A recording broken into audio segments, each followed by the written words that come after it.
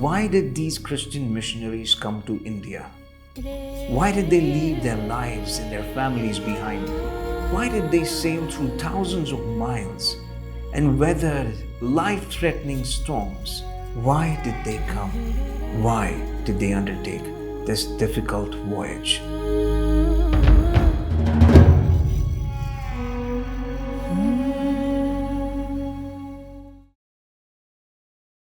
This day, 45 Indian institutes are ranked in the QS Global Ranking for higher studies, placing India as the 7th most represented country in the entire world. Today, we take pride in our prestigious educational institutions.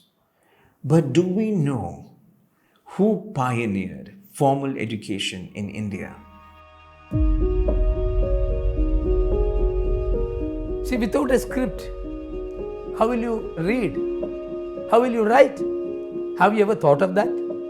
We were only oral communication. 1,652 languages we have, and we have modern script even today, only 200 languages. So from my research, I found out that it was all Bible translators who created modern script for all these languages. These Bible missionaries gave us 85 dictionaries, 116 grammar books, 45 newspapers. Missionaries became one of the earliest people who impacted our intellectual life through founding of newspapers, journals, periodicals, as well as introducing new forms of literature. So when missionaries began working, let's say here in Punjab, when they started bringing the gospel to people, they worked to develop the language of the people, which was Punjabi. Interestingly, in this region, because it was under the Muslim rule for a very long time, Persian was the language of the literate class, of the educated class. Punjabi was the language of the people, language of the masses, but it wasn't yet developed to the extent that it could be used in courts, it could be used in administration. And this is where missionaries played an important role. They became alternate patrons of the language. They were the ones who started printing in Punjabi language. In fact, the Punjabi Bible was the first printed work in Punjabi prose. They were printing, of course, in Urdu and Persian as well. But the fact that they were printing in Punjabi meant that they were trying to reach out to those sections of the society which were not considered educated. So the real social change, the grassroots change, is what the missionaries were able to accomplish. So much so that now the contemporary Punjabi scholars, they do acknowledge the pioneering work that missionaries have done to bring respectability to Punjabi language, Punjabi literature, and to Punjabi culture. The languages which were spoken by the people but neglected by the administration found their alternate patrons in the missionaries. But there's a reason for that. They said, why mother tongue should be developed? Bible should be read in the mother tongues because it's a hard language. For example, I'm in Bombay, Marathi. There's no modern script in that. No dictionary, no grammar book, no prose, modern. Some old archaic was there. So the first grammar book in Marathi was given by William Carey in 1805.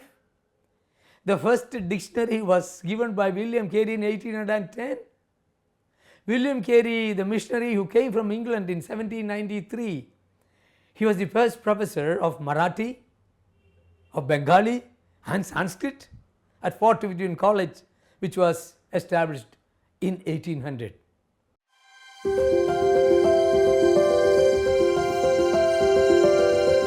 It was Pandita Ramabai who introduced kindergarten in 1890s in India. The first university in Asia was established by the Sarambur missionaries, William Ward, William Carey and Joshua Marshman in 1818 in Sarambur. So from kindergarten to the university, it's a contribution of Bible missionaries. After all the blossoming of many private colleges, still today 50% of the most sought after colleges in India particularly higher education colleges, are Christian colleges. Jyotirao Phule started a school for the untouchable girls. Nobody in the history of India has ever done anything like that, teaching untouchables and that to girls. But where did Mahatma Jyotirao Phule get this idea from? He got it from an American missionary, Miss Cynthia Farrar. Cynthia Farrar had already been teaching the untouchable girls in Ahmednagar. And looking at her, Jyotirao Phule said that if a foreigner can come to my country and serve the wretched in my country, why shouldn't I be doing that? When Jyotirao Phule started doing what Cynthia Farrar was doing, people said that you have become Christian.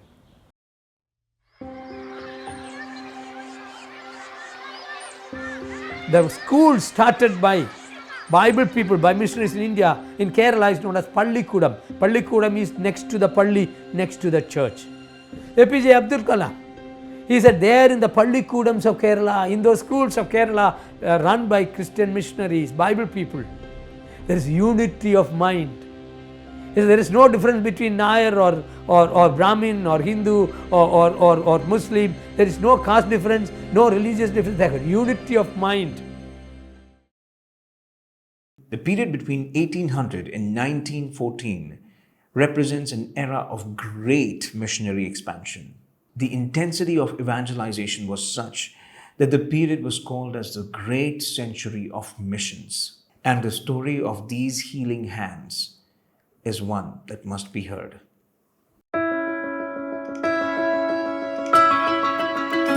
The monastic movement happened all over Europe, where there was a practice of teaching and preaching of the gospel. There was also the compulsion for them to look after the sick.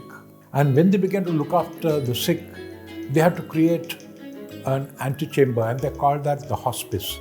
And so people would be admitted to the hospice. And this hospice, after a while, became unmanageable. And so they became autonomous. They began to be called hospitals. And so this whole ecosystem was all developed and ready by the 11th century AD in Europe. And this whole ecosystem came to India with the advent of the missionaries. It was really the gospel which brought in the culture of care and the whole ecosystem of modern medicine that we now have. It did not exist in India, it did not exist in China, it did not exist in the Egyptian civilization, nor did it exist in the Babylonian civilization or in the Assyrian civilization, nor in Europe before the Christian era. The situation in India was such that women could not be even admitted in a hospital because admission meant that they had to stay overnight in the hospital, and that was not allowed. When they were pregnant, they had to be looked after by dais, and the dais were very illiterate. Some of the practices of the dais were very injurious. They would cut the cord and they would put cow dung on the cord. And that was the reason why neonatal tetanus was extremely rampant in the country.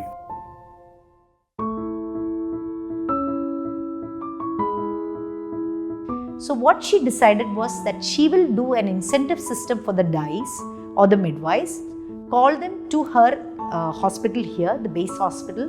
We were called by the time Dai Hata. And she would give incentives, the Anna Paisa with a hole inside. So she would give them some money and they would come and attend her educative classes.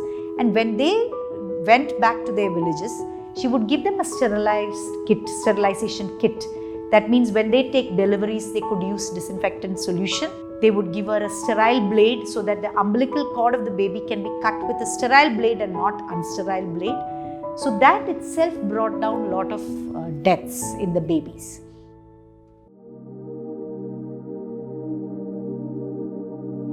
One of the reasons why Christianity fueled the development of medical mission around the world is because of its foundation.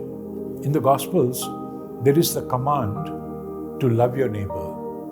to look after the sick, Jesus spent more time healing people of the illnesses. And so the theory and the practice that was founded by Christ fueled the development of medical mission. During the epidemics, there was a superstition among the Indians that the epidemics happened when the gods were angry. And so they did not try to heal people with smallpox. They would rather leave them alone and run away.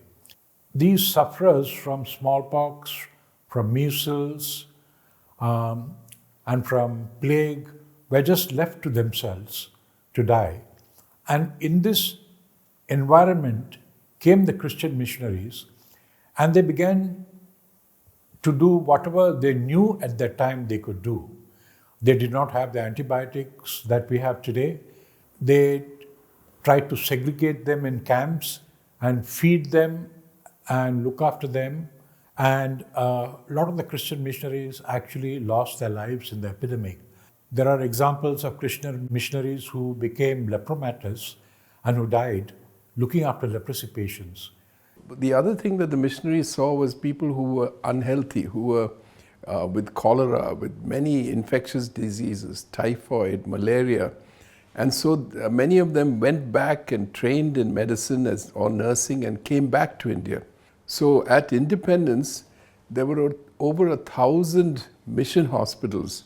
25% of all the health was taken care of by mission hospitals. There are only 2% of Christians in India, but 12% of doctors are Christian. There are only 2% of Christians in India, but today 70% of nurses are Christian.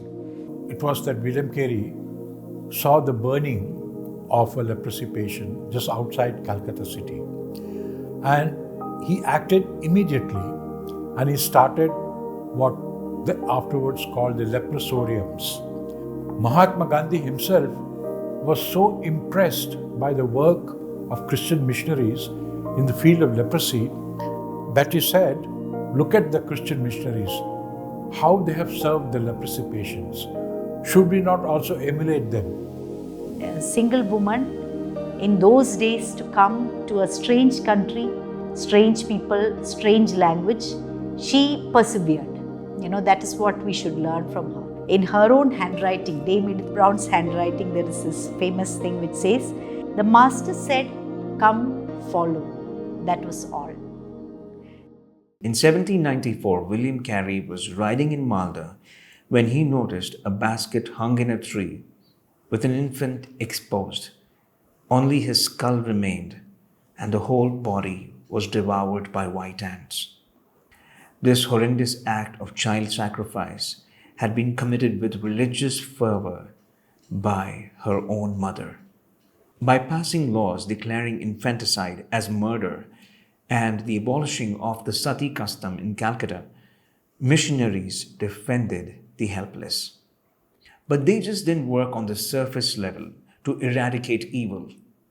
They knew that for a society to change, the hearts of men need to be turned.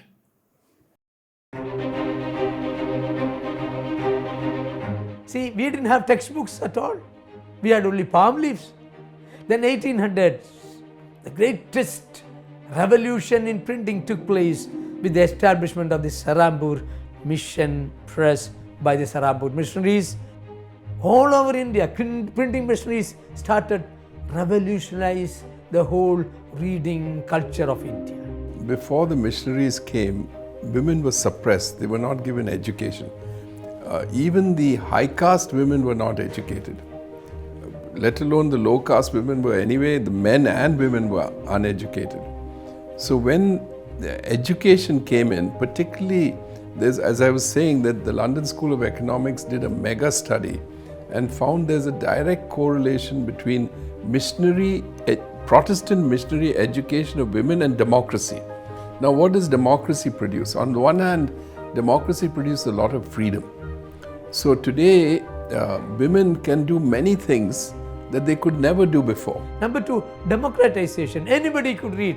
upper caste or lower caste to read, and there was the opening of their mind. So Bible missionaries did not colonize their mind, they liberated the mind. So when our founder Dame Edith Brown came and started a women's education medical college, that created a ripple effect to send their daughters, sisters, wives for work and for education. So that is one big change which happened. When you talk about YMCA's contribution to India, it's amazing. They started getting into sports to the young people. They started something known as the playground culture of this country. A Shudra, a Brahmin, Kshatriya, Vaishya, they were never allowed to mix together.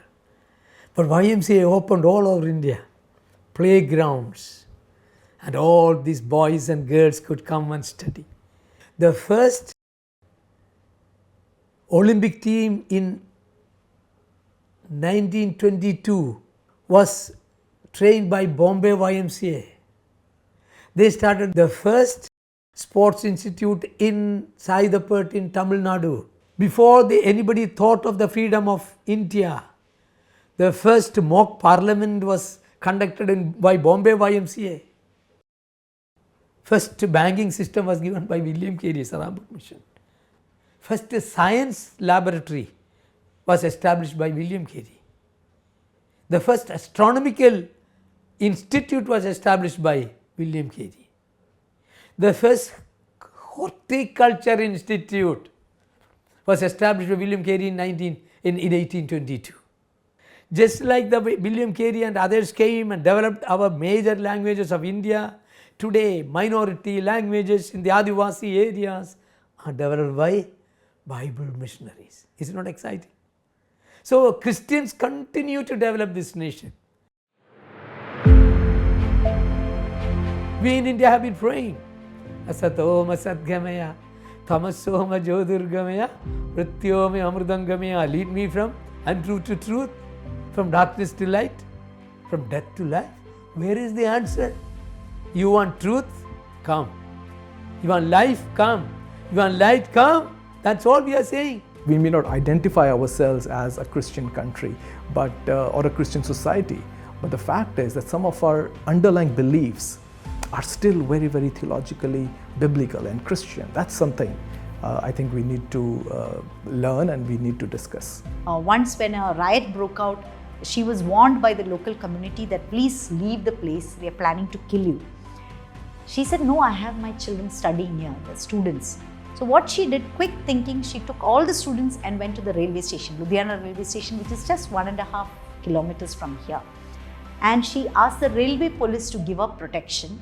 And in the parked train wagons, she conducted classes. She just didn't stop the classes. She went on with it till the riots were settled. I think for almost a week or two, they had continuous classes in the trains. So our now principal says that, the present principal says, we must be the only medical college in the whole world who conducted classes in a train. The missionaries who were from the lower classes, they could identify with the lower classes here. See, if any empire has to sustain itself, it has to make peace with the elites. What happens to the downtrodden? What happens to the marginalized people? It was the missionaries who worked for them. To work for the poorest of the poor, the wretched of the earth, the outcast and the rejected means that you are a Christian. That's what the Christian missionaries have done for this country. Now, when you communicate the gospel, the heart of God is compassionate.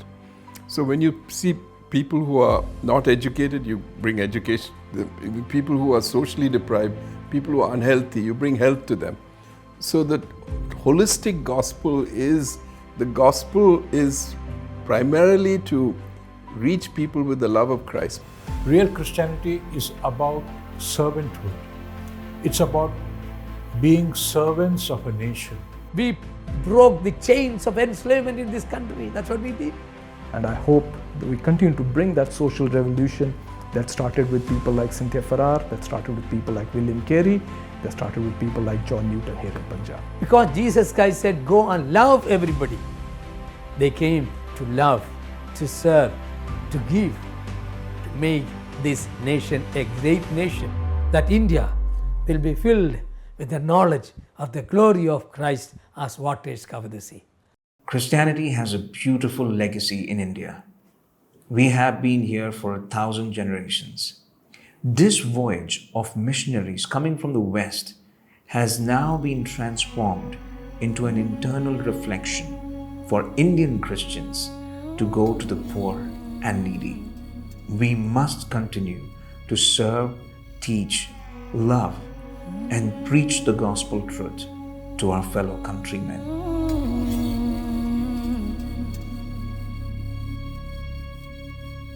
Today